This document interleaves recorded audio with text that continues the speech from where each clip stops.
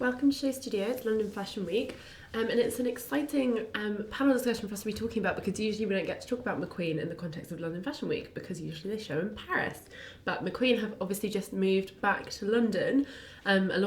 Obviously you mentioned Scotland, but I think something that runs throughout is the McQueen tartan. Yeah. And that was an exploration of his own family heritage.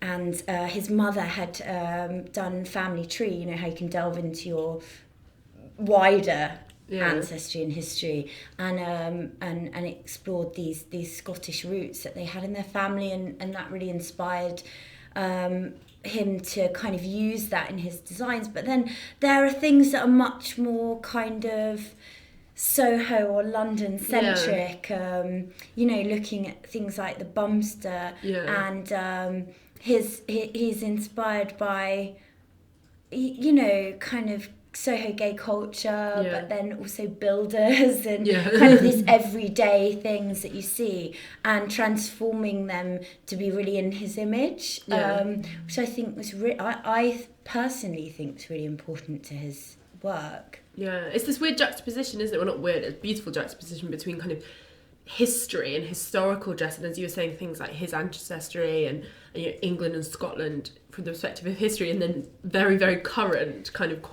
almost quite playful aspects of modern living. It's a really interesting juxtaposition.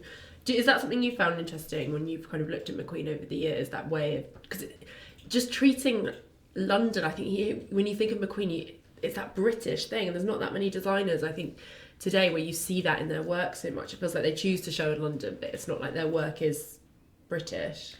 I mean, I think it kind of goes back to that, you know, the kind of punk scene where there's nothing that's more shocking than subverting something that's very, very establishment. Yeah. And so if you're working with something that's super establishment, like suiting, like tailoring, like taking, you know, literally the fabric, the textiles that are associated with very establishment dress. Yeah. And then using that to explore whether it's, you know... We did a panel on dressing up. We talked about how different dressing up is compared to kind of dressing up in different European countries, and Sonnet from the V&A made the point that part of it is just having a monarchy. It gives you these different kind of standards, which is obviously those kind of figures of people that McQueen looked at and kind of played with in terms of how they dress, which is interesting. I was also wondering when, you know, one of the subjects we're obviously going to talk about today is the move to London, and about how that kind of Britishness and that constant recourse to exploring his Scottish ancestry was actually a really good selling point if you're selling in Paris, because you're selling an idea of Britishness outside of the UK that maybe then becomes quite romanticised. I mean, for example, I know in, you know, France has always traditionally been a really great market for Scottish goods because they feel there's an association with, but not even just Scotland in Paris. You think exporting Britishness to kind of an Asian market, something that brands like Burberry have done kind of with such vigour. What's your take on it? Well, it is because when we talked about the topic initially, I thought, yeah, absolutely, the kind of quintessential British designer. And then the more I thought about it, the less I thought it kind of connected, because I suppose partly in my head, I've been here for, I suppose, quite a long time, but I still see London and England as two massively different things. And I do agree he was a very London designer. But I suppose for me, the subject and the narrative, everything he did was so intimate and personal and autobiographical kind of, that it was pulling things around him that were British and were Scottish and all the rest of it, but were, you know, sort of obscure French sort of literature and evolution, all the rest of it. So it was kind of a state of the nation, but it was about a London at that time, and about sort of this kind of thing that was kind of happening around him, and I suppose a London that doesn't exist anymore. So when we talk about Britishness in design, I guess I see it much more in the way you see Ralph Lauren doing American, or you know, Paul Smith representing and selling Britishness. And I'm not sure in that sense how much, you know, even though there, you know, you can go to McQueen and get the Union Jack handbags and which I presume are some kind of subliminal Jerry Halliwell tribute, but there are things in it that are very British, but it feels, I guess, both larger and much more, as I say, kind of autobiographical than that.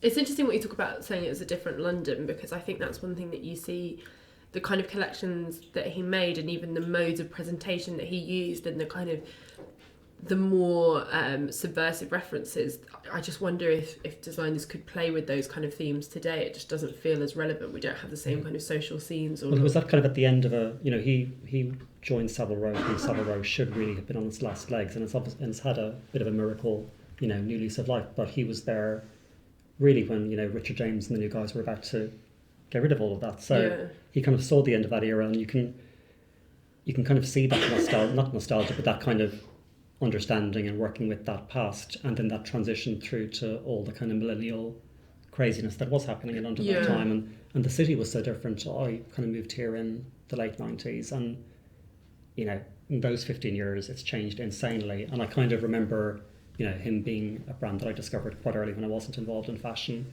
and him as a person being someone that I sort of saw. And so I suppose for me it's a very personal kind of relationship as well with the brand, and yet you kind of, in that sense, now McQueen is a brand that does beautiful clothes and great things, but does feel much more like a brand and less like this quite unique thing that happened in quite a unique time. Which I guess everyone says about things that happened when they were young. So no, I think you've really hit on something, because it feels less like a personal expression of something. Do you think, just going back to some of the points we were just talking about there, do you think that kind of the sanitisation of London is having an effect on creativity and design?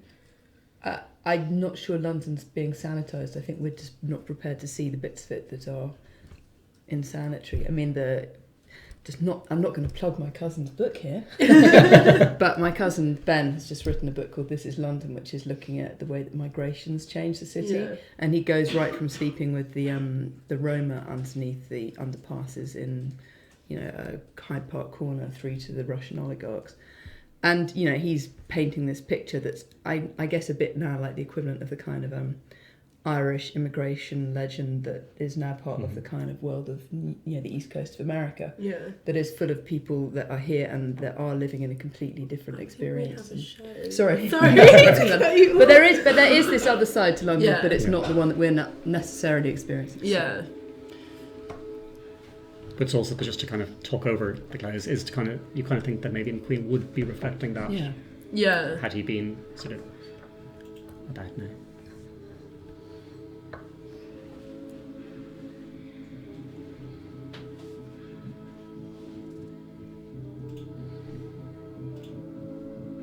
The stream's quite disorientating. We're like panning across.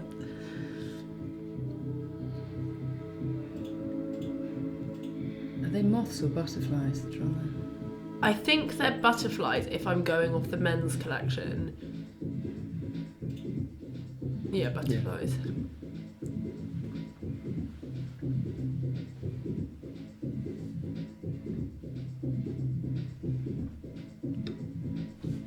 I think the problem with McQueen that I always think, and you see this in the Runway, is I just think it's a brand that's never ever been able to reconcile Runway and kind of the most theatrical and perhaps the most kind of iconic aspects of the house with any kind of commercial viability. So the commercial collections just look so different. It is like t-shirts and bodycon dresses printed with like these motifs that we're seeing here, and I think that's part of the problem with it, is when you buy into it, going back to the word sanitised, it feels so sanitised. Well, I think that's because the level of technique that goes into making the showpieces is so elevated that it's really quite difficult to translate that down into... But it's also become a very showpiece-driven brand in a way that it probably... it also did when he was alive, but in the very early days it was much more jeans and t-shirts as well as everything else. It was all part of the Runway experience. It was quite a kind of a... There felt like there was less of a disconnect. Well, there's much more formality to it now because there's just more formality in fashion presenting in general, isn't there? You don't see like girls acting on the runway or anything like that. It just, well, you do still at kind of someone like a Charles Jeffrey or Molly Goddard, but not in that larger arena. McQueen's become a different thing now. What's your take, Sho? Well, I think there's quite a disconnect between Lee McQueen and Sarah Burton in the sense that it's a completely different person, and if you're taking, whoever takes over at Dior comparing with, I think that's much more accepted that they've got a new vision. Whereas McQueen, because Sarah Burton had been there for so long, working underneath Lee McQueen, she does have motifs that are similar because they were working together. Yeah. And she was creating a lot of those big dresses, and that was sort of her input. But in many ways it has become much more simplistic in the way certainly that it's shown. And I think, times have changed a lot. But I always think it's quite weird, coming here, for example, to talk about her work and relating it so specifically to the brand's history. I think it's quite difficult to marry those two in my mind, for sure. And when I see her work, I think she's got her tropes that are very different from his. And when you're talking about kind of jeans and t-shirts being an intrinsic part of the look on the catwalk that he created, I think that was because he was so interested in that high and low and that mixing of different kind of groups. And this is more pretty, really beautiful dresses, very girly. So, when I was thinking about it on the way, the way here, thinking about, relationship to London, I really don't know much about her relationship to London. But we know a lot about his because, lots of people have researched it and written books about it, and you could see those things kind of, it was personal expression and now it is a brand.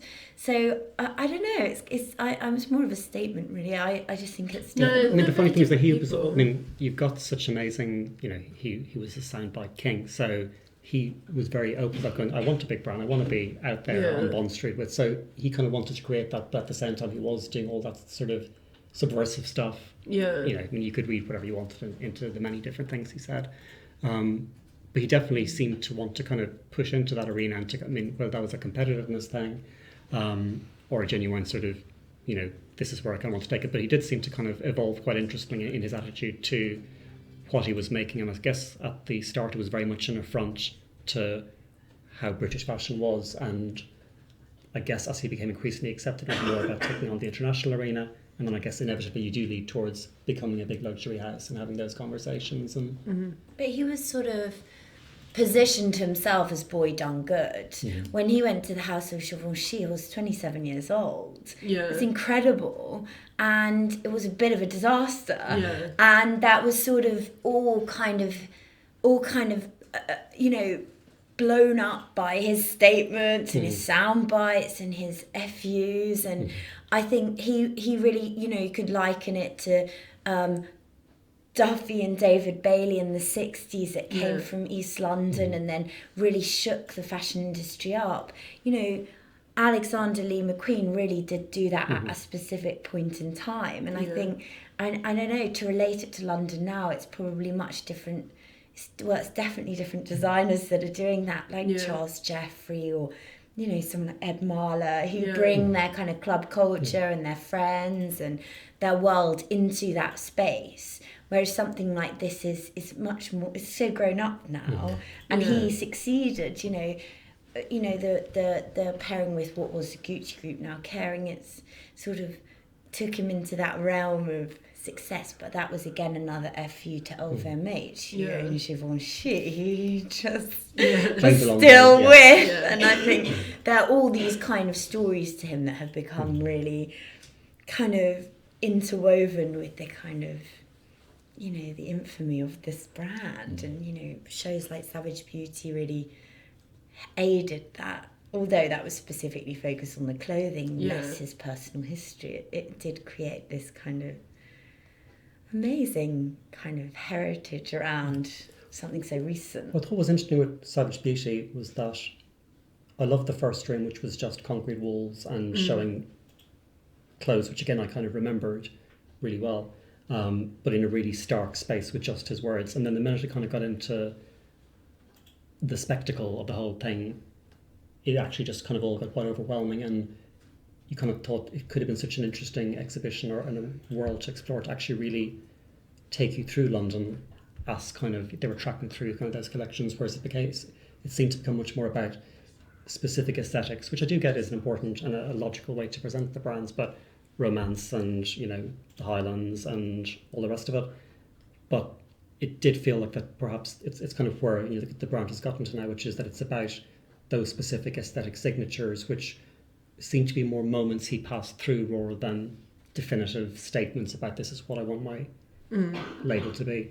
But also, I mean, jumping around a bit, but it is a weird one because I can't think of any other brand that you'd have this kind of conversation about, because you're quite relaxed about, and those brands like Dior seem to be quite elastic, Balenciaga, but this is such a one-off. And I think what Sarah Burton has done has always been so respectful and all the rest of it, but it is just a show back. Yeah. I've just seen the end. Yeah. I know, we'll get the walkthrough. Sorry, their stream dropped, I think. Yeah. I think Savage Beauty is focused on the clothing. But do you think it was about the clothes, it wasn't about the man? But then all the stuff that came with it. All the press was about the man. Yeah. The show was about the garments, Yeah. I personally felt. I did feel that, I don't know, going through it, I did feel that all the text was about, hinting at the darkness within. Yeah. And then there was a lot of very, very, very pumped up music. It was very manipulative emotionally. Yeah, theatrical, very, very theatrical. I thought it was quite interesting at the Vogue 100 show at the National Gallery. There's only 2 McQueen elements in there. There's one portrait, which is quite big. Yeah. The Tim Walker. Which kind of overwhelms sort of a lot of the space. And there's just one, like, of the whole sort of 90s and noughties rooms, there's just one McQueen garment. Yeah. I thought that was just kind of But interesting in then terms that of... got totally glossed over with Savage Beauty, is the fact that he wasn't really supported by... Everyone's like, oh, McQueen London boy, we all love him. But there were critics who were writing these strange pieces about how amazing Savage Beauty was, who'd like absolutely panned his early collections. It was super weird. Like, he wasn't kind of adored by the press. Not at all. And if you really research the reviews and things, there's a period of time where people got really, really fed up of him and his theatricality, and really weren't enjoying the clothing. And it's an interesting one. It's quite hard to see from our little walkthrough, but what do we make of what we have seen of the collection? It feels like, again, one of the, quite a signature Sarah Burton for McQueen collection. Yeah. Long gowns, beautiful things, just very much kind of in that zone. I mean, he, again, that kind of fundus, I can't talk French today, clearly. But that kind of Edwardian kind of elegance that he kind of did really beautifully, and some quite kind of Comme des Garçons bits about it, with the kind of clothing stuff that he was obviously a huge fan of Comme des Garçons, and referenced it a lot, and that seems to come out from time to time, and it seemed to come out quite a bit in this one. Yeah. It is strange to think, just going back to what we were talking about, like the man in London, it's like, one thing that's so different about the approach is we've all said that you got the sense that his collection is very much about him, but I don't think you get the sense from her work that her collections are about her, like, at all. It's very much about, it's about design, and it's about brand identity, and it's about paying homage to the archive and to McQueen himself, but you don't get the sense that she's pouring herself, like, they have such different lives. She's a mother, she's busy, and she's got stuff. She's not kind of, you don't think of her like gallivanting around Soho or going off to Isabella Blow's country house, all of that kind of life just seems so different. It might be that she just doesn't feel that it's appropriate to put herself into that position. I don't know, just precisely because she is the one person who probably people would be allowed to do that, but whereas someone coming in might be a bit more bullshit about it. And I mean, maybe in when she first kind of took over in kind of, was it 2011? Yeah. It wasn't appropriate, and then now 5 years later, it kind of, you feel the lack of it. I don't know. I mean, I think times have changed. Also, the designers don't do that in the same way. But I think we're talking about this shift in time and fashion in a much larger sense. I mean, there's now this thing where accessories are so dominant that high fashion arena is really tricky to make money in. Just from garments alone, if you're trying to float a brand that's just completely based on top end garments, when you've got the ruble crashing, when you've got all of these new markets being extremely unstable, it's it's not simply the time as in culture, it's the time as in the market has really changed as well. So it seems like almost like the brand suddenly like 4 years out of step. Weirdly. It's a strange one. What do we think in a way that McQueen's been a bit of a poison chalice for Sarah Burton, because it's like, it feels like she is McQueen. You couldn't. There's all these rumours at the moment about who's going to take over at Dior, and her name keeps coming up, and it's just, for me, I just immediately am like, well, no, she's at McQueen. Like, you don't really have that. I think, but especially because of those 3-year contracts that we see all the time now. is you think of designers as being flighty and being able to go from house to house to house, but with her, I'm like, I don't know. I feel really like, no, how dare you? Like, it's a weird one, isn't it? Though I think it's. I guess it would be like if Alessandro Michele went to like Prada or something. It would be very strange, but yeah, I think. Do you think McQueen's kind of been a difficult one for her? I think a lot of people talked about this around the time of Savage Beauty, and that as much as it was a brilliant kind of. It put a brilliant spotlight on the McQueen brand, and it was a beautiful exhibition. It continued that thing of that obsessing over him as a man and what he was like, and it being his house, and she was kind of having to live up to his legacy. Do you think that's a kind of, is there too much obsessing over that? I think there quite possibly is from sort of that industry point of view, and you just wonder what impact that has, if any, on the clothes, because at the same time as we're kind of talking about where the brand has gone to, she has managed to design Kate Middleton's wedding dress and become quite big in red carpet circles, wherever those circles are, which I don't think McQueen was in his lifetime necessarily.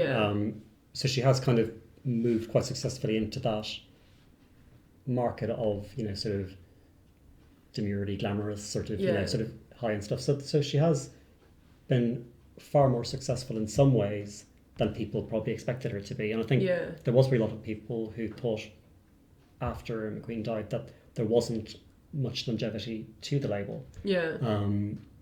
So in that sense, she kind of she's done some really good things, and it's quite so bizarre to talk about someone who's doing lovely, complicated, kind of interesting work, which for various reasons does seem out of step with larger cultural things, but who's not doing a bad job. That's why it feels quite it's a strange. What's your take on it all, Show? Well, I think they're really different people, and it's like comparing, because I think their practice is really different. As if you look at them as creators or makers, their sets of inspiration are totally different. She's also a really private person. Like I don't know, she's got a family, and those are the things that are really important to her.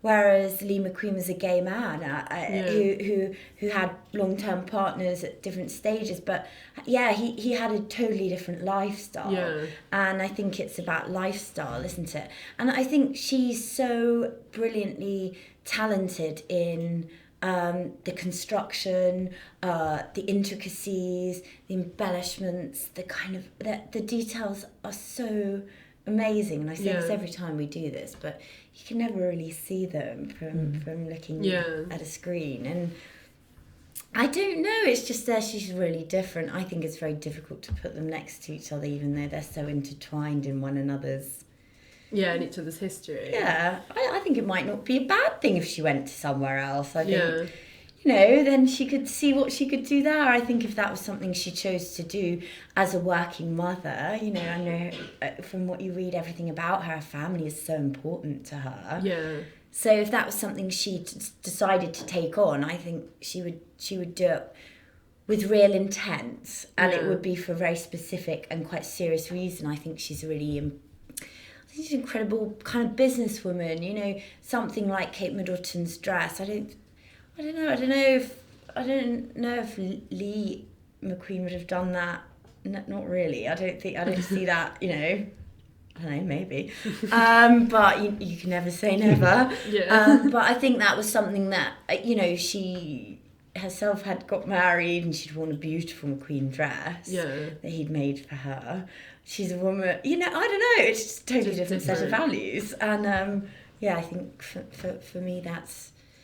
I don't know if she went somewhere like Dior, rumours. I think she'd bring a lot to it. I don't know. She's certainly got the technical capability of doing something amazing. Amazing. I always think that McQueen should do couture the way that she runs the brand, because that's what you say, that they can't make that distinction between what they're putting out on the catwalk and what they sell in perhaps Selfridges or something like that. And I think if she, I always think these pieces are more couture-esque than they are really ready to wear, and that's just because that's what the brand doesn't have, a couture arm. I don't know, it's very interesting. It's interesting one. Because if you compare her journey to Daniel Kearns, who did the menswear, he was there for, I don't think he was there quite as long as she was, but he was there certainly for the time that McQueen had men's were on the catwalk, and I think he left shortly after McQueen died and went on to Saint Laurent. Yeah. Not totally sure reason, but he just kind of moved on and went off, and I'm sure he did very well in sort of other brands. So you kind of got those two designers who were both kind of under his umbrella, who've had such insanely different kind of trajectories over the last few years. Yeah. So you can't think she probably would have had a much easier life over the last few years had she kind of gone off to work somewhere else with those skills and that kind of experience. Why has the kind of public enthusiasm for McQueen, because obviously, you know, not to kind of continue talking about Savage Beauty, but that was such a record-breaking exhibition, but it doesn't feel like the public enthusiasm and kind of like almost like hunger for McQueen and interest in it has translated into kind of sales of the McQueen brand. You didn't get the impression around that, or nothing was written around the time that Savage Beauty opened that there was a huge spike in McQueen sales. You didn't see much more McQueen on the red carpet than you'd see usually. I wonder why that's never... I wonder if it's because it's too much about this myth rather than... I think people prefer that myth and they prefer actually the brand. It's a strange one. But also, I mean, for the proper McQueen stuff, the price point is so elevated. There's always only going to be a tiny number of people that can afford it. And sure, somebody's wearing it on the red carpet, but they sure as heck ain't paid for it. Yeah. You know, so you're talking about a really minute tranche of people that are going to be wearing it. Yeah. And there's a limit to how much they can buy, and there's a limit to how much they want to buy again each season. But you think it would have translated even into things like, you know, they did that very successful skull scarf, but you think something like that, you would have seen more of a visibility about people like desperately wanting to buy into McQueen. It's just... Which did happen after he died. It was a bit of a kind of a sudden... quite kind of, you know... weird outpouring of skull scarves everywhere. Yeah. It's kind of strange tribute. And to the someone's wedding death, dress, I think, really inspired sales. Yeah. But the consumer of Savage, or you know, the visitor who's going to Savage Beauty, they're paying. Well, I don't know how much the tickets were. They have really weird bands at the V&A where it's all different prices, but It's about £15. 15 quid, 17 Cool, pound, then. whatever, you know. And I think that kind of person is a voyeur into this world and would never expect to be a part of it in terms of wearing those types of garments. Yeah. And so I think there's a massive disconnect, and I think exactly what you said, it's so expensive. Yeah. I mean, it would never even occur to me to go. I mean, the idea that I would ever possess a proper McQueen garment is just, you know. And if you're someone who actually buys fashion and writes about fashion, that's worrying that you don't even think of it as something that you would consider. And then the diffusion range is a bit like the kind of Westwood diffusion ranges, where it's like it's kind very of slightly basics with a twisty. wonder... Whereas the menswear seems much more accessible and cool. Oh, look at you, you're on point. It's interesting because everyone's shutting their diffusion lines. You wonder what would happen with McHugh, because if you think everyone's kind of mark by mark, everyone's like, even Westwood, you know, they've kind of folded everything making attempts to do that. Paul Smith really streamlining everything down. You wonder if McHugh will go the same way, or whether... I don't think it's ever really worked. Well, it's just defining the identity, because it's kind of, it's again, it started off doing denim, I think in about 2001, 2002, and it's just bounced around. And every time it kind of relaunches a bit, it does seem quite like, yeah, that could work. Yeah. But there isn't, because maybe there isn't that personal narrative, there's no real there's no connection to sort of, to make that sale, or reason to buy that, as opposed to any of the other brands that maybe have more interesting stories in that arena. Yeah, I just don't think it really ever quite worked. I think their big launch was... Shonagh was in the first McHugh campaign, weren't you? I was. Fact of the day. Yeah. Which was a MySpace casting ad, and my housemate at the time was much cooler than me, and her boyfriend had been picked, and I was lying on the sofa and watching TV, and she said, "Do you want to be in this thing?" And I was like, sure. So we went through, and she put on this like trench, and I put a bit of lipstick on, and then she did this shoot, and they paid me £1 for the use of my face. And I said, I don't want £1, thanks. And they said, no, you have to take it, it's legally binding. So I took my £1. And did it burn a hole in your hand? No, I think I put it like I used it for the bus or something, like an oyster or something like that. But yeah, so I think that was really how they started that whole thing, was with Nicola Formichetti, and I'm sure Nicola and Katie Shillingford were somehow involved in the selection process, because they went out to loads of different people to do these shoots, and then they selected their favourite best ones. Yeah. But it was a really wide campaign, like sort of Times Square billboards and things. And that's how they launched it. But again, like the brand, that was weird using those groups of people. You know, I was at St Martin's when I was 20 or something. But we were never going to be the ones to buy that. Yeah. And I think they were really aiming it at that kind of gang. Yeah. And the launch was at Boombox and things like that. But I think the trench coat I wore was probably about £170 or something. Yeah. And at that time, that's, you know, that's quite a while ago. Yeah.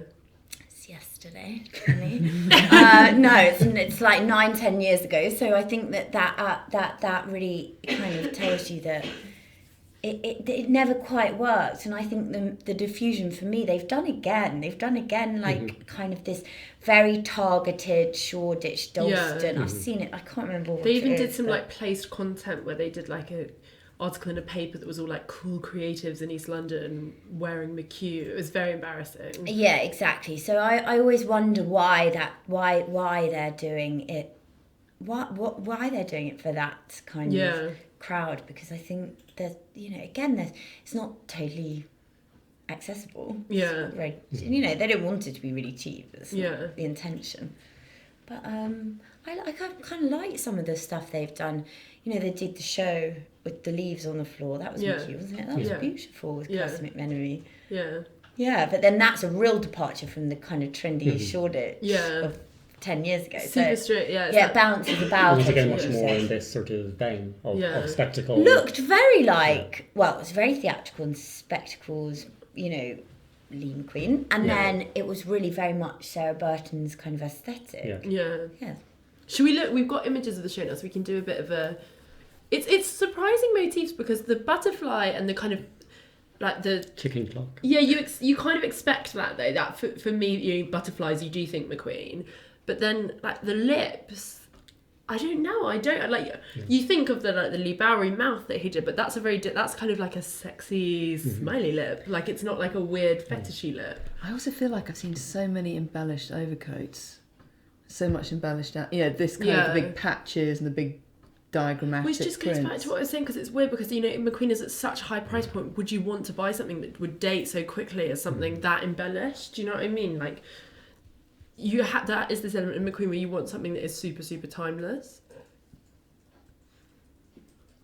It's quite pretty, that kind of embellish. Do you know what I mean? Like, if you showed me number 4 and with no context, I'd be like, Mary Katranzu? Like, you were, do you know what I mean? It's Although not the like, cutting on that's quite fetishy, which is yeah. And that is something that she has done much more than McQueen did, is that kind of mix of sort of the harnesses and the really kind of the harness lingerie almost. Yeah, you see, funny enough, I think the thing that spiked in sales over Savage Beauty was stuff like Sean Lean jewelry. Yeah. And looking at and that's the thing, that people look at a silhouette like that and you go, what can I afford from that? Probably the necklace. Yeah. And that's part of the issue maybe with the I do like those brands. trousers though. Yeah. They're cool, like the bondage buckles. But I think the problem, I really like it, but I look at it and I don't believe it, because I don't believe that Sarah Burton genuinely is interested in bondage. Whereas it's like, you know, with McQueen, you actually like felt like he was exploring things that he was really into. Whereas this, it just feels very much like things that were in the archive or ideas that other people had. You know, it doesn't feel like... And I don't know, I think so much of the McQueen DNA is that, like, I hate the word DNA for a brand, but like it is that kind of, it's that sense of something gritty and authentic. And as soon as that's broken, it doesn't make sense anymore. It's a strange one. Well, they do reference a lot from the archive. To me, it's quite. I reread the earlier looks, and that there were harnesses in that over quite chiffony, shipwrecky. I don't know. They just do use that a lot. I think it's something as a brand they're really aware of, probably because they had those 2 blockbuster shows. Yeah, they know the archive at the back of their hand. Yeah, well, they've got a full-time archivist. She's amazing, and she runs it in a really interesting way that is collaborative with the design studio. but also care and protection of the objects. Yeah. So do they use it, because they use it so people can, design team can go in there all the time? I think That's so. interesting. But this kind of more sort of, almost like, it's a little bit kind of like babushka-y type stuff. That's also, that makes me think of kind of archive McQueen stuff as well. But it's just, I don't... The overlook. Yeah. Yeah, I mean, I don't know, that dress to me looks quite strange in amongst all the other ones. Yeah, it doesn't but really... I quite like it. It's an odd flow in terms of the collection. I suppose because I think quite linearly generally, just meaning to rhyme about stuff. But if you think about kind of that flow through and all those kind of points which he sort of passed through, and then he got to sort of Plato's Atlantis, which was something quite exploratory and something which made you think that he perhaps wouldn't go back to this so much. That he probably would always have that amazing sharpness and sort of intensity and drama, but that it might have been channeled in a far more kind of contemporary way. Yeah, well, because Plato's Atlantis was not... It was so kind of weirdly futuristic and it felt very much tied to nature rather than historical costume, whereas it feels like this is much more... It's always... There's an element where it is quite conservative. I think because of his life, again, to go back to him as a person, he was very, very finger on the pulse. So digital culture was something that really interested him. Yeah. And, you know, to do the first live stream with SHOWstudio, that kind of thing, to be the first, the digital printing and the interest in that was something as a person, as a practitioner, he used, whereas I don't think that. Well, they kind of... She stopped streaming and things like... I know it's weird to talk about how a brand operates their kind of digital policy, but it was a strange decision, it felt, after he had done Plato's Atlantis, and that was such an innovative thing to do, to kind of completely stop streaming and stop this idea as like... You know, she did often say that catwalk theatrics, that was his thing, and she was going to move away from that, but I think she obviously saw streaming as a part of that rather than a way of communicating with an audience. It was that, and that all stopped, you know. You never know. You never know the reasons for it. No, it could be a budget thing. Like streaming is could really be like expensive. venue, doesn't it? Yeah, exactly. You didn't have Wi-Fi or something, and then I suppose you wonder sort of for again, because we're clearly not going to get off the kind of Burton versus McQueen thing. That sort of thing, that you had someone who's such a powerful communicator, and then someone who is content to let the clothes do the talking, and that question of actually, at the end of the day, the clothes are what's in the shops, but is that enough to kind of, you know, again, in this particular context. Which is why, going back to that thing of seeing her somewhere else, you think actually maybe it would work really well if she was at Lanvin or something like that, where there isn't that sense of it having to be about like grit and reality and a personal story. What do you think of the decision, just going back to the kind of point at the start, of her moving the shows to London? It kind of depends on what happens going forward, because as a one-off, you kind of think we should probably done it last year when Savage Beauty was on. A bit of a perfect storm, and that would really... I mean, it's lovely to kind of have it if it happens more than, I guess, it's again another kind of nice facet to London Fashion Week. So I don't know if it's a testing the waters just to see how well it works here relative to Paris. But as a thing on its own, I'm not sure. Weirdly, I think because everything's been so, going back to the previous panels, overshadowed by Burberry and drama about the end of schedules and the apocalypse coming and stuff, that there hasn't been that much focus on this. No. Given that it's been such a long time and that his shows were such amazing events within the city. Week, you know, even if you, again, I wasn't in fashion when his shows were on here, but I knew about what was happening, and you did the papers the next day, even if it was just the Patsy and Liam were in the front row, you know, you really knew about it. And this, you know, I imagine the papers will be much more about Mulberry or you know, Alexa being at some front row, because that's how the world works now. So it'd be interesting to see how much this actually, I imagine it probably will get more coverage than perhaps it would in Paris.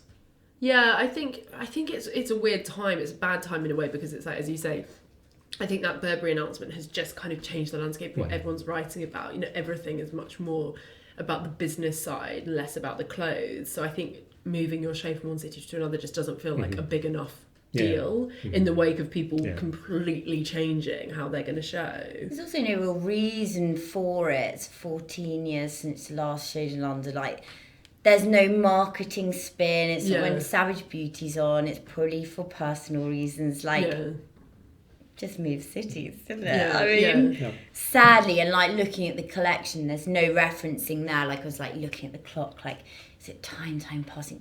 No. It's actually one of the. It's in the venue where you had the show on the water with the models and sort of the walking in the frames. It's the same place. So and that was 20 years ago. So there is a kind of an anniversary link. But then they haven't really pushed any of that. Well, it doesn't. It bears no resemblance. That untitled Golden Tower. Yeah. I mean, it couldn't be more different. Oh, sorry, the one before, the La Poupe one. Oh, La Poupe. Yeah. Okay.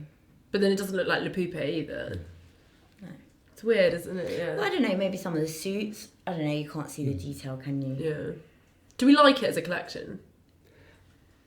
There's nothing really not to like. It's if you'd said it was Giles Deacon, I wouldn't have been totally stunned. There's some very McQueen signatures in there, but it's that kind of Giles Deacon thing of just lots of beautiful dresses that are lovely to watch and do sort of head off into that territory of gorgeous dressmaker land than perhaps what we see a fashion designer as being today. Yeah, it's not moving the fashion conversation forward in any way, is it? It's not. Yeah. It's not about pioneering design. It's about. I like it. It's pretty. It's very kind of, as you're saying. It's very kind of like 1890s show girly kind of thing going on. It is gorgeous, but it's. I'm not sitting here taking things away from it or feeling that this is going to have an impact. On the fashion aesthetic of the next year in a meaningful way. Which is the weird thing about having it back in London, because then you think it's so weird to see something like this the day after something like, regardless of what you think of it, something like a J.W. Anderson or a Simone Rocha, where in their own different ways they are kind of redefining how women dress from day to night and what is fashion and what's not. And then just to have this, it just doesn't feel quite in step with... I guess it fits into London's kind of party wear design thing, which is like your Marys and your Christopher Kanes and Erdem's. It kind of sits well with that. Maybe if buyers will see it in the context of that when they're here, which is interesting. But I just think from a press perspective, it doesn't quite sit in London anymore. But I suppose you do. I mean, you have got tons of designers in London, like the Margaret Howells and Paul Smiths and Vivienne Westwoods, who set a signature. So and they do it in a massively different way, and probably in a way that has much more broad appeal. So in that sense, again, there's kind of nothing to frighten the horses. And there, if you wanted to buy a McQueen dress, you'd probably find one somewhere in here that was in that style. Yeah. It is just that disconnect. Quite like the That's a bit overlooky, isn't it? Is that Overlook's the ice skating collection? Yeah. Yeah, that reminds me a bit of that. It's lovely, yeah. I quite like those. I quite like the idea of like a McQueen puffer. I think it's It's like a duvet with fur trim. Yeah. There's actually been a lot of duvets. Rick Owens did one at the men's show, so maybe that's a trend. Sleeping bags. Back to the 90s, my goodness. We've been back to the 90s for the last 10 years, haven't we? So it's not quite 10, but I guess 5 years or so, is it? Yeah. You mentioned Simone Rocha there, and I thought the show yesterday was lovely. It was so nice. But I was also thinking, again, she sort of has, and maybe it's just how I read shows, but she's gone through that route of kind of harnessing kind of Irishness and sort of, things from Hong Kong and very sort of London things, and kind of, she's done that kind of journey from Cool Girl, and last season with the whole sort of new maternal stuff, it kind of, you really could kind of see it. And then this season I kind of thought, this is a bit complicated. Yeah. I mean, it did seem a little bit like someone who was solidifying their aesthetic, which is natural, but also in the way of sort of was saying earlier about McQueen sort of following a certain grid. It did feel like this was kind of a stopping in the tracks, and also a slight kind of retread of last season and a well, this is what we do now. Yeah. It didn't feel quite as kind of, again, maybe but I think that's really, all the wrong things. But that's really now though, isn't it? I think a lot of people are like, this is what we do, and I think that is in times of uncertainty, people go back to doing that. Like it feels a bit scary to innovate when everyone's talking about how the system is changing or what have you, but it feels like the smartest thing to do is be like, okay, well, this is what we're about, this is what we do best, because it's safe. Is it driven by buyers? Is it driven by buyers going, well, that Simone Rocha dress with the big tartan checks and it sold really well last season, we want something that's kind of almost exactly the same? I don't know, because she's got her in store now, so I think that pressure would be less. I think she's just so grown up for me. I love it as a personal thing. Yeah. But when you say about, comparison between Lee McQueen and say someone like I don't know, you can't really compare these people, but like, you know, who a young designer who'd be like looking at club culture or looking at the streets or, you know, that kind of thing. I think Simone Roche is very much more in the gang of like Sarah Burton. Yeah. It's like beautiful, really, you know, it's something I love to wear. Yeah, but I think there's a slight subversive thing to what she does compared to what Sarah Burton does, where it feels like it's a little bit naughty, it's a little bit playful, it's kind of deliberately playing with codes of femininity, whereas McQueen feels very literal. It's like, this is a feminine dress, it's feminine. Yeah, no, I see what you mean, yeah. Whereas she's a bit more kind of twisting it, I think. I suppose I'm kind of thinking is because, you know, it's the same signature as the last few seasons, the chandelier earrings and that kind of, and the settings in Lancaster House and that kind of very formal kind of debutante thing, which is subverted and all the rest of it. And that maybe there's a lot more of those linear designers. Craig Green just evolved slightly each season. Gareth Pugh, who got stuck with the next McQueen label for quite a long time. Yeah. The show last night was really kind of just showed how he's really kind of stayed in a very single-minded route kind of throughout his whole career, actually. And again, with McQueen, because of how that evolved, you just always expected something new and something that kind of resonated in a much broader way. I think we have very different expectations now. Yeah. I almost feel like people like it when something is almost very similar to last season, because they feel like, oh, you know, at least someone's not chopping and changing. It's like everyone thinks there's too much, so it kind of... What I bought last season still works. Yeah, it's an interesting one, isn't it?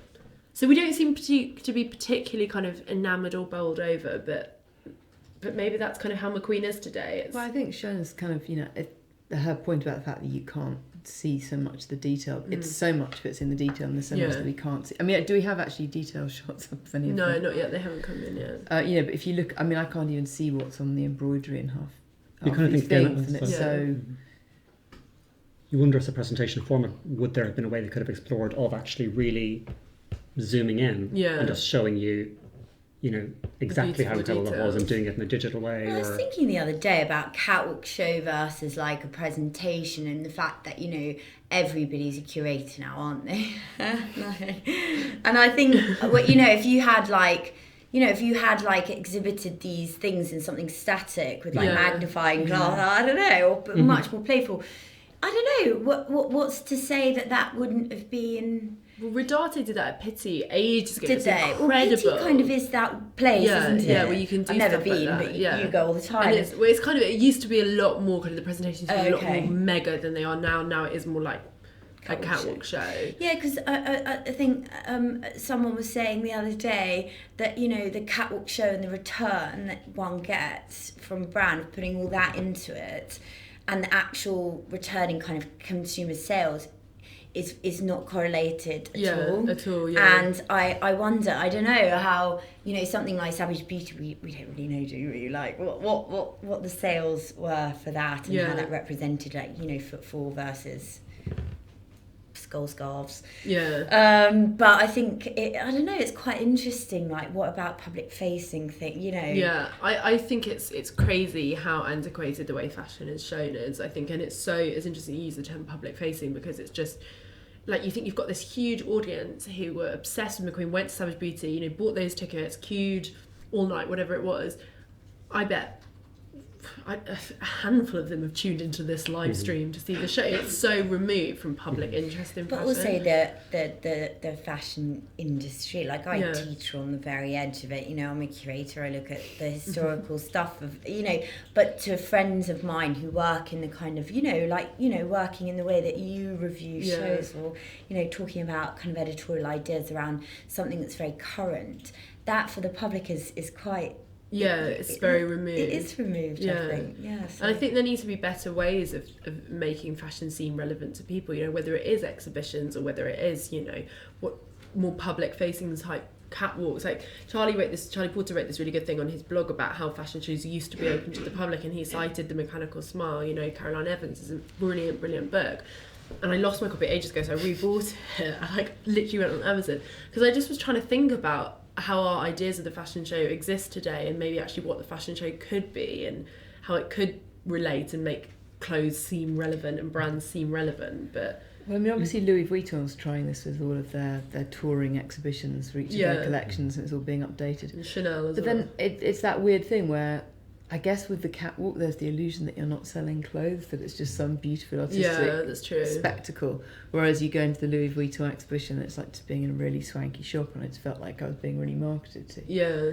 Because I guess most of London Fashion Week's history was a trade show. Yeah. You know, it made no real bones about it. So it was really McQueen of that generation who made it something much more elevated and sort of something that people still kind of, not aspire to, but people kind of started to expect. Yeah, well, they talk about those Hussein and McQueen. Yeah, it's an interesting one. I do think there's going to be every single panel we've done this season, it's made me think, will we still be able to do this in this way in the next season? You think everything is going to change, and I think it's good, because I just think it's a really weird season to be at. Everyone saying this at the shows. You kind of feel like you're almost like a hamster in a wheel, but also that you're kind of, everyone's oblivious to the fact that everything's kind of crumbling around them and changing, and we're all just going through the same motions. It's really, really strange. Like, I can't wait to see how, when the dust settles, how everything lands and how everyone ends up sort of operating, because it's obviously not the best way of doing things, but no one's quite sure. I guess it's that kind of treading water season until next season, when presumably something everything's going to change. But your Shonagh point is interesting, because again, he stepped away from theatrics a long time ago, and made people quite disappointed to some extent. But he was like, not really relevant, and he's been doing very well at showing, really simple, linear. But he's done some amazing kind of more simplistic theatrics, like the water, but in a very contained and again quite sort of like, this is a point I'm going to make it, and there's a real logic to it. I mean, the Gareth Pugh show last night had some lovely clothes, and it was in a spectacular setting, but it was very unspectacular as a kind of an experience. But I think it feels appropriate to the times. I think really kind of like all out there presentations feel a bit crass. I think they make people feel a bit like, they feel wasteful for like 10 minutes of action. It's this strange, I think it goes back to what I was saying about like the times, like it just doesn't feel appropriate. It feels very indulgent given the number of people that actually see them. But so that Anya Hallmarch and her giant arcade game set. Yes, I thought. Yeah. Anyone got anything to add? I feel like we've kind of ended by being like, everything's changing, but it's quite a good note to end on. What's next? Yeah, what's next? Tune in next week. The ongoing soap opera. But it's a brand that I think, the kind of going forward, I think the McQueen specific biographical interest is just going to stay, and it's always going to be there. He is, him and probably Westwood are the only two designers who really transcended into being both household names and household kind of personas. So it will be fascinating to see, I suppose, not just next season, but just how it survives alongside when the world seems to be going in such a different direction. Yeah, I think that's a really good point. It's just like, are they the same thing anymore? Is McQueen even McQueen? Do you know what I mean? It's that interesting thing. Well, should we give her a round of applause for very pretty dresses?